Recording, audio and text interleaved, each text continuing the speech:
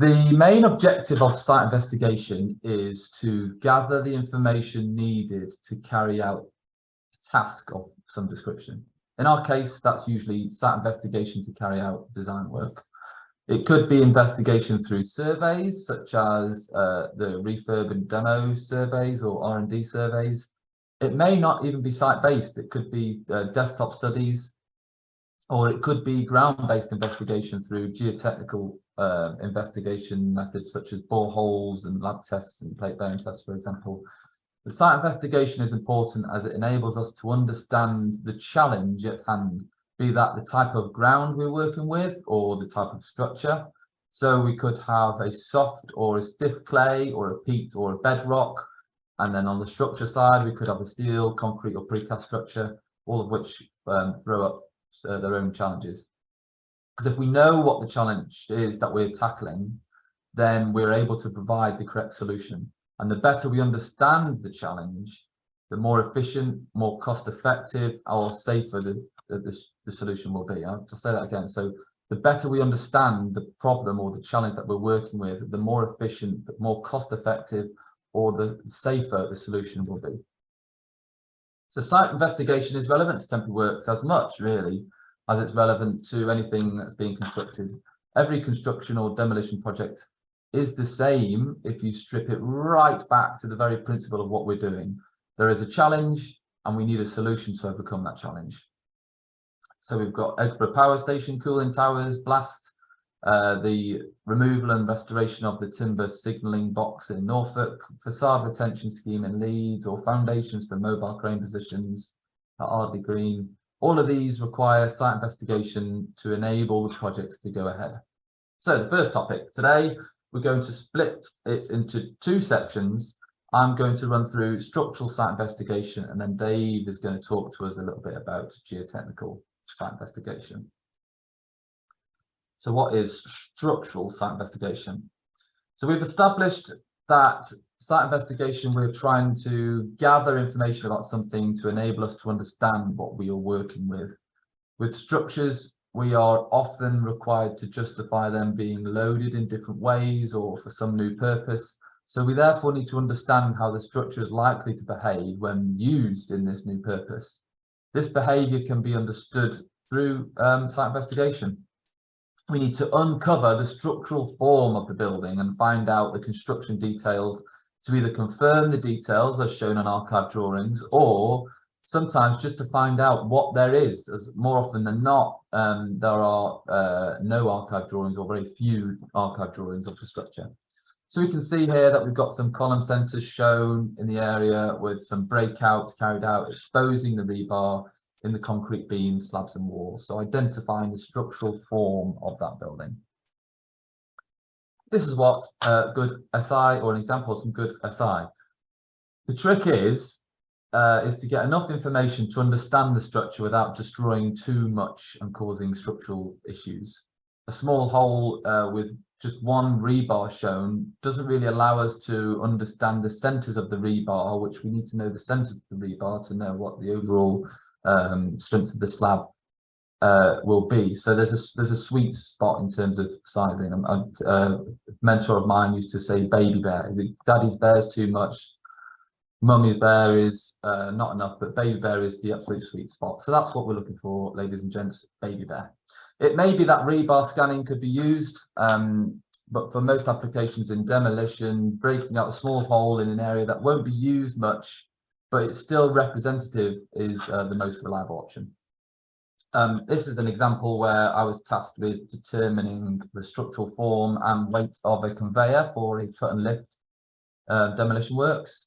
Because I was involved in the project earlier on than actually this task coming to light, I asked the contractor to keep a section of that conveyor that was removed mechanically a bit further along, so that I could measure it from the ground and get all the dimensions that we needed, so we can get a very accurate weight and therefore base the crane that was required, have a smaller crane to lift that out.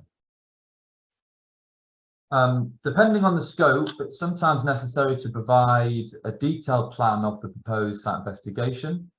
And this is more relevant on higher risk structures where it's important to get it right, or where we have very little information.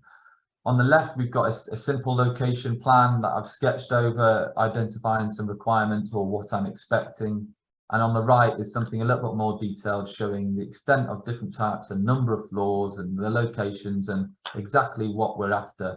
Because if we can provide the scope of exactly what we need, then that means that only the minimum amount is being carried out on site for what we need. So that's sometimes helpful.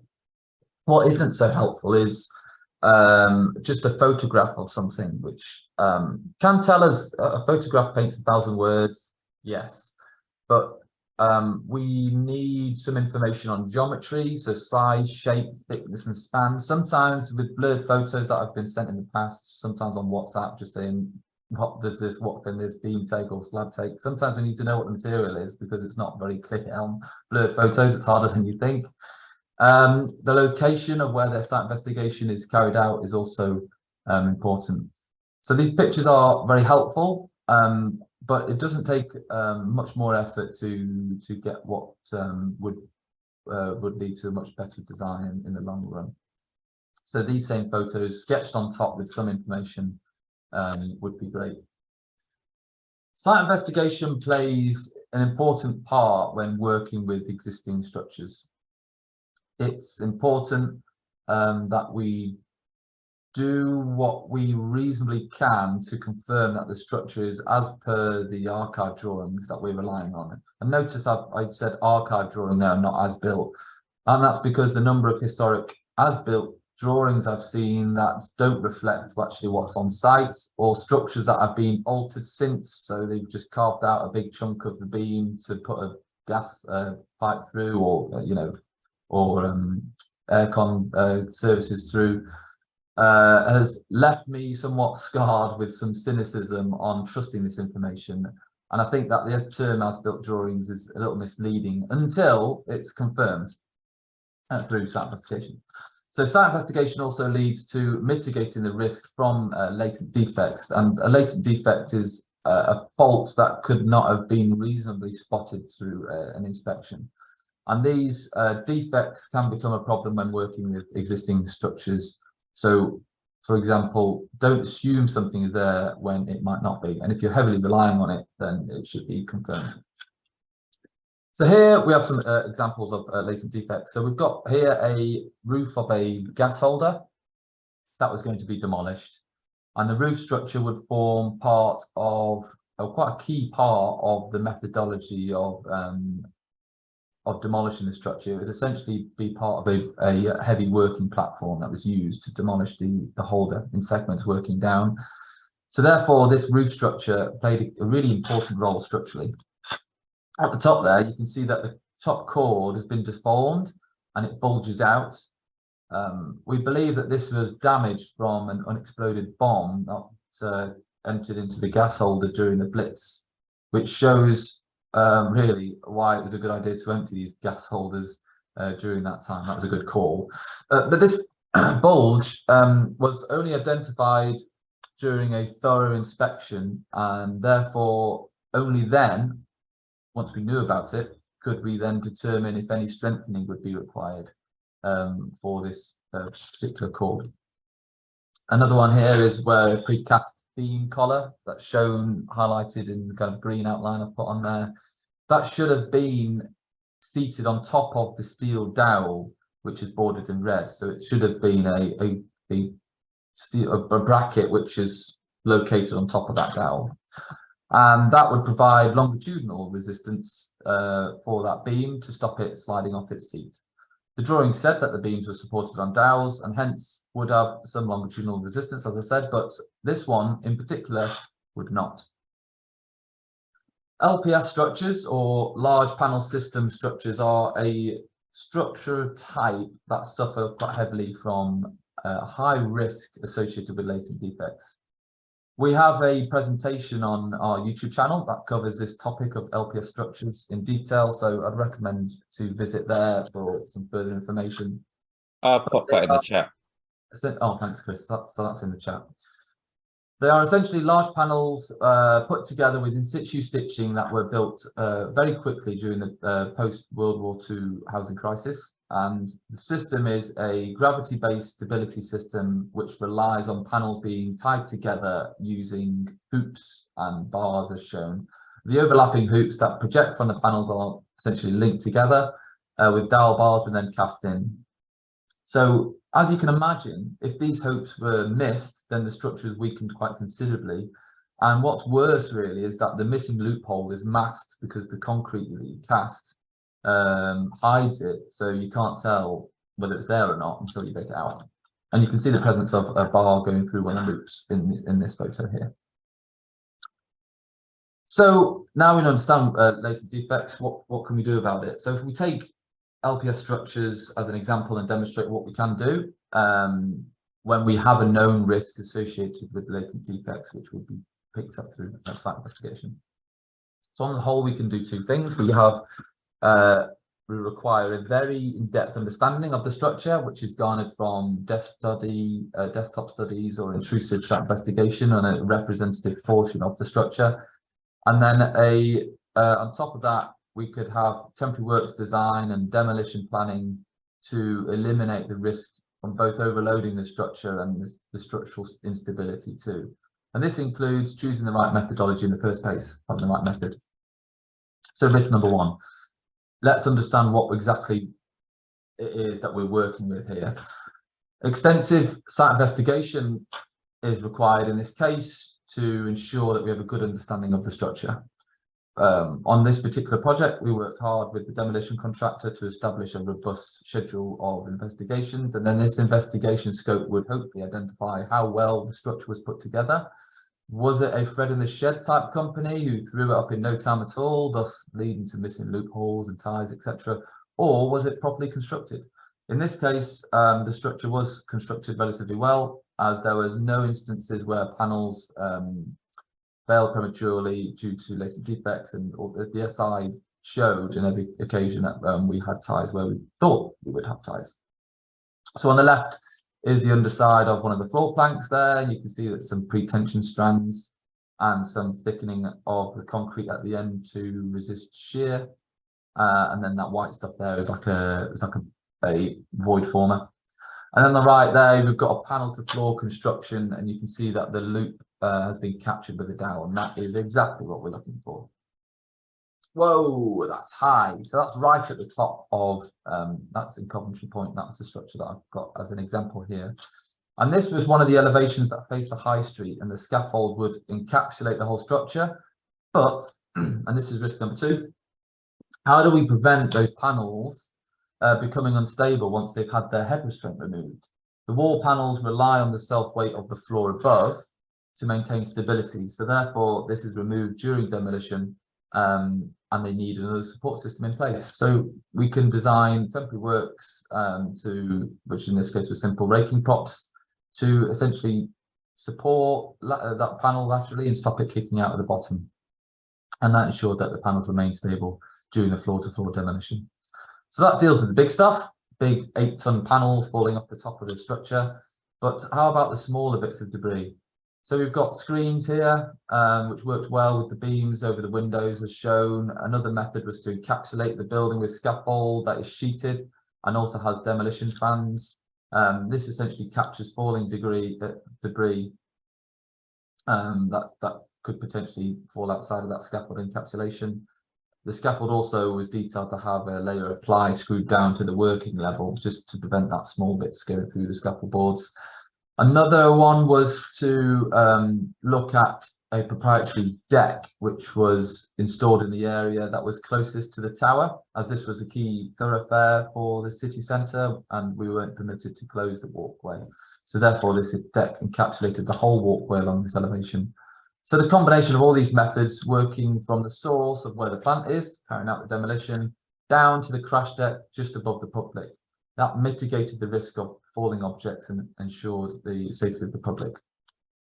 So that covers the protection methods, that covers the public, but that is quite a reactive method that doesn't really focus on source or the preventative, which is what we should be trying to eliminate first.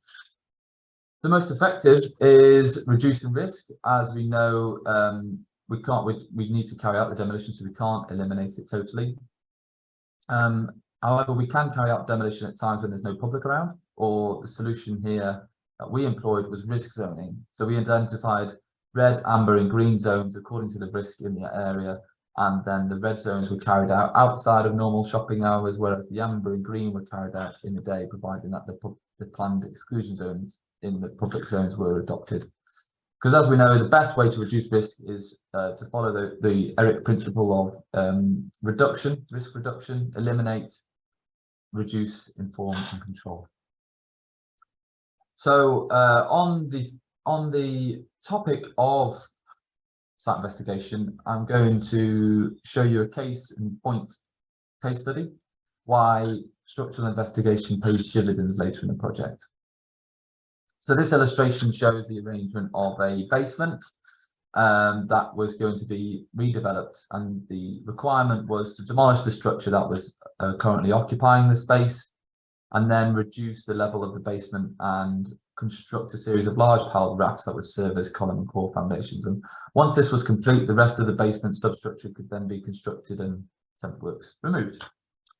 The propping required for this job can be split into two general areas: Atherton Street propping in green, and then the Grape Street propping in blue. I'm going to focus on the Grape Street propping, which is in blue. This area supported the ground at road level, and also there was an interface with an existing underground tunnel, which was a former canal, which you can see on the left-hand side there. So this is a great example on where good site investigation leads to effective design. There's lots of hard work at the beginning of the job to make the remainder much simpler. Shown here is the concept temporary works design that I did. That would have been required if we didn't know anything about the adjacent canal tunnel and the blast walls as well that turned out to be behind there. So this solution here is essentially propping for the full arch thrust loadings from the road level that's to the left-hand side. It included 6 large heavy props at regular centres and a 12-metre long whaler beam, which is heavy duty for prevent deflection as well. And this solution would have inhibited the site works, making room on an already quite a small site really tight, and also relied on a specific and controlled sequence of installation of the permanent works, which included quite a deep piled raft. So it was fraught with risk in terms of interface between different parties all working in the same area. But because we didn't know what was behind that wall, this is the solution that we were left with. Following several surveys and site visits and what seemed like endless hours watching endoscope videos, I was able to draw up the structure in 3D. And this enabled us to understand the structure and thus understand the loadings that will be acting upon the basement during the proposed redevelopment works. And you can see the structure here. So what we found was a former canal tunnel, which was part of the Manchester Underground Canal network, and that had then been repurposed as a bomb shelter. And you can see a series of concrete diaphragms that are in there and that we used as blast walls, and also the concrete infill on the ceiling as well. So this meant, because we had this significant structure behind our basement, that the horizontal thrust from the arch that those heavy duty props were designed for was actually much smaller than previously expected, and the structure was relatively stable in this state. So the rationale behind the temporary works design was to utilize as much of the existing structure as possible to minimize the propping that would then become redundant once the new structure was built. And here was the final solution. So once we had established that the structure behind was relatively stable in itself, then we designed a series of diaphragms, one which was a blocked up doorway, another which was a wall that needed to be constructed anyway, and then 2 doorways, because we had to maintain some form of access into the that canal space. We designed a couple of steel frame diaphragms, which was with proprietary kit, and you can see those here. And so these were anchored to the walls and effectively enabled the transfer of that loading down to the basement slab and sandstone below. But because the temporary works installed in this area were out of the way of the permanent works being constructed, there was a really simple interface here now, which between building what they needed to construct and what we needed to put in to support the wall. And so generally we had install the propping and the diaphragms, then demolish the structure, construct the basement structure, and then simply remove the diaphragms once that was in. And this simple interface meant for a more traditional and faster construction of the permanent works in the area too. Because it was a more traditional approach, it meant that the subcontractor pricing the works had a clear understanding of what they had to do. So it helped in lots of different ways. And here's a comparison of the kind of before and after. So we kind of look at our value on whether we can eliminate temporary works. If we can't eliminate it, then we reduce them as far as possible. We make them more cost effective if we can, potentially reducing the carbon cost or increasing safety. And these are the kind of things that we can do, the value that can be added from good SI up front at the beginning of the project. So why is it more important? So we can design something that solves the problem. If we don't understand the problem, then we're not going to be able to design a correct solution. We can use accurate information to complete the designs and make them safer, avoiding revisions and make the design process, the whole design process, installation process quicker. It also avoids rework on site if the temporary works and installation and removal sequence has been well thought out to begin with. It comes down to GIGO, garbage in, garbage out, or in this case, really, it's good SI coming in and then good solutions coming out. I'm going to hand over to Dave now to take us through geotechnical investigation. But over to you, Dave. No worries. So this is just going to be a bit of a brief overview of what to look for with geotechnical site investigation and how we as designers use that information kind of going forward in our designs. So firstly, when would you need geotechnical investigations? It's a lot of temporary works require it, not just the obvious stuff like the crane positions and kind of pile mats and things like that. So you can also go on from those crane positions, and then you'd be looking at some of the other kind of temporary works elements. So kind of your sheet pile walls will obviously need good geotechnical investigations, and then even to things as along the line, kind of like if you've got a cut and carve scheme and you're doing kind of cut line propping right the way down to the basement, you will need to know what the ground is under there, because there'll be quite significant loads coming under those props, and good SI will minimize the size of the foundations, or kind of at least make sure you get the correct foundations in there. So moving on from those, what types of geotechnical investigations do you get? So the least, we'll go through from least useful to most useful here. So the least useful are similar to what Josh has previously been saying, is just photos, maybe a verbal description. With that, we can identify possibly if it's granular or cohesive, maybe how well it's standing, if there's some angles of proposed slopes, but we can't do a huge amount with that, and we'll make some pretty conservative assumptions. We can also have a look at historical stuff. So the British Geological Survey have freely available borehole logs all over the country. So we can have a review of that, or the client can have a review of that and provide some information on the surrounding areas. It's likely this will be out of date. It may not be of great quality, but it will give you an idea of the kind of the virgin soil in the area, and maybe it's kind of, there might be some descriptions, there might be some testing. So we can use that to kind of back up any assumptions. We can also use kind of descriptive borehole logs. So these are the most, or the least useful of the kind of borehole or window sample logs. You can probably identify if it's granular or cohesive by the description. As you can see there, that one's described as kind of a softer firm clay, but that's quite a variable kind of ground. So we're going to be taking the most conservative assumption there without any testing. Also got maybe a dense granular ground there, so that's a bit more kind of definite what it is, but you're still going to be on the conservative side of the dense if you're kind of looking at the geotechnical properties from that description.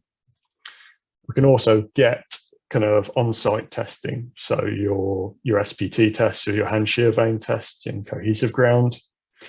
and as well as kind of plate bearing tests or CBR tests on the surface. And I'll go into the limitations of those a bit later. But the on-site testing gives us some kind of definite parameters or kind of results that we can then gain geotechnical parameters from. And I'll go through a bit of how we would do that afterwards. And finally, the most useful thing is lab testing and kind of summaries in geotechnical reports. It leaves very little room for interpretation, provided that the geotechnical report considers the upper layers of the ground. Quite a lot of these reports will focus on permanent works design. So they'll say the made ground has variable properties, but they've not tested it because it's not relevant to their design work. But unfortunately, to install piles, you generally need to put a pile rig on that made ground with a working platform, and not having any information on it is not helpful to us. So it's important for the testing to be undertaken on the surface layers as well as the deep layers that would be supporting the permanent works. So with that information, or there's a couple of other things. So the other items to consider would be services in the ground. So that's a kind of a typical service drawing. What is important here is not just where the services are, but how deep they are, because with that we can identify what the imposed pressures would be at that level. If the size of the services and the kind of the type of services is also vital for us to be able to compare the imposed pressure to what those services might be designed for or what they're capable of taking. Buried structures are also very important. With most kind of pile mat or working platform designs, we'll specify the requirement to deal with soft spots, but hard spots also cause significant problems and will result in kind of differential settlement when they're loaded. So buried structures are very important to identify, along with, as Josh has already mentioned, like UXOs are obviously hazardous and need to be taken into account of prior to kind of starting work on site. So as designers, what are we going to want and what can we do with that information provided? So the first kind of couple of things would be your internal angle of friction, which is when you're dealing with granular soil, that is the main kind of definition of the strength of it. And we can get that in a couple of ways. So we can look at the description, and the structural engineer's pocketbook gives kind of a range of values based on the description, and combining that with SPT values will give you a reasonable idea of what kind of internal angle of friction you've got there, and a rough estimate of the unit weight if you've not got any laboratory test results. Those descriptions are subjective, so as designers, we're not going to be the most optimistic with them. We are going to err on the side of caution. So providing those test results will help us give you an efficient design, because the description of a loose ground to a dense ground is quite subjective. For cohesive soils, in temporary works, we're generally looking at the undrained shear strength. So there are ratios between the SPT tests and the undrained shear strength, provided the plasticity is in the right range. There's also ratios done by Philip Jenkins between CBR and undrained shear strength, based on some of the properties being similar, but those are all, they are estimates. So without laboratory test results, we are going to be quite conservative in our assessment of these, and that's why good SI is important. The other things we'll be looking for would be the unit weight of the soil, which is important for a lot of things, from kind of retaining walls, buried structures.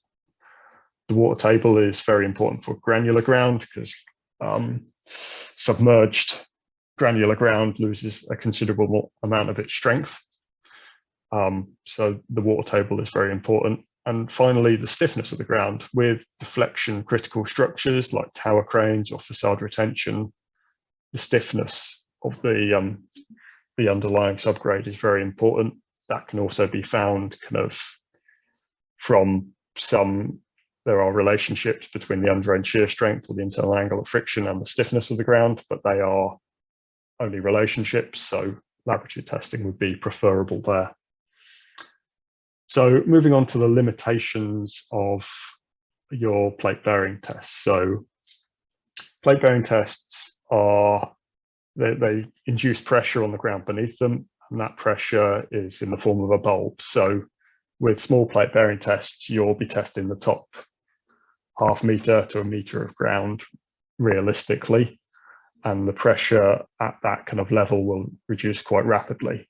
If you're using this to justify a crane position, it's not very useful for justifying the underlying ground. All you're going to be justifying is the surface layers. So these are very good for checking that a pile mat has been constructed properly, checking that it's fully compacted. But I did a quick example here just to show the change in pressure. If you have a 450 mil plate bearing test done to 600 kPa, your pressure at a meter is approximately 45 kilonewtons per meter squared.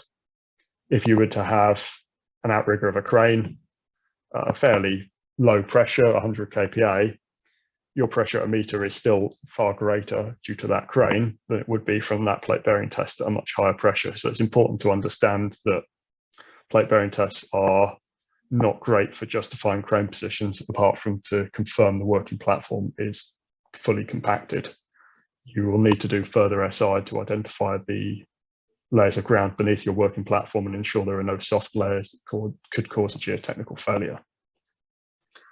I've done another example now just to show how the change in ground conditions could provide a more economical solution on site. So if you had a 50-ton crane position or a 50-ton outrigger load on an ECI mat, and this was on granular ground, I've kind of varied the internal angle of friction just to show the thickness of a working platform you would need. And you can see from the really loose range of 28 degrees up to kind of a fairly dense ground there, you've got a significant drop in granular mat thickness. So if we're making conservative assumptions, we're going to be going for the thicker layers of those mats, even if it may not be required, whereas detailed SI may prove the ground is better.